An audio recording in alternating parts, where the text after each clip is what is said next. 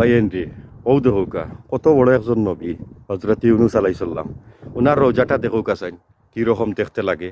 একবারে নিরিবিলির বাইয়েন, কোনো মানুষের জাম জট নাই। দেখোকে একবারে নিরিবিলি। এখানে যারা আসে তারা শুধুমাত্র জিয়ারত করে, আর এখানে কোনো টাকা পয়সা দেওয়ার কোনো নিয়ম নাই, সিন্নি সালাতর নিয়ম নাই রে ভাইয়ান। তো সাথে তা করে ভাইয়ান, এখন আমি ভিতরে গিয়ে প্রবেশ করি, আর সবাই আমিন লিখবেন রে ভাইয়ান, শুক্রিয়া আদায় করবেন আল্লাহ পাক রব্বুল আলামিনের কাছে।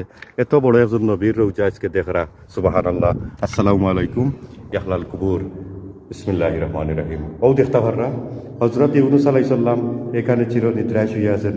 আপনারা দেখতে পারতেছেন। আমি আশাবাদী আপনারা শেয়ার দিয়ে অন্য মমিন মুসলমান ভাই বোনদেরকে দেখার সুযোগ করে দিবেন, এটাই আমার দাবি তাহলে ভাইয়েন। ও দেখতে পাররা এত বড় একজন নবী আল্লাহ পাক রব্বুল আলামিনে আজকে দেখার তৌফিক দান করছেন এখানে হজরত ইউনুস আলাইহিস সালামের রোজা। আর উনি কিন্তু আসলে আপনারা জানেন যে মাছের পেটে 40 দিন ছিলেন। আলহামদুলিল্লাহ, মাশাআল্লাহ, আল্লাহ পাক রব্বুল আলামিনের হুকুমে উনি কিন্তু জিন্দা ছিলেন। আর উনি জিন্দা কেন থাকবেন না? উনি একজন নবী। একজন নবীর কতটুকু মূল্যায়ন আল্লাহ পাক রব্বুল আলামিনের কাছে আছে, সুবহানাল্লাহ। এত বড় একজন নবী উনি কিন্তু আজকে দেখো উনার কবর কিভাবে একদম সাধারণভাবে আছে, সুবহানাল্লাহ।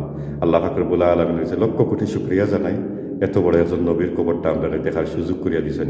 আমিন আমিন।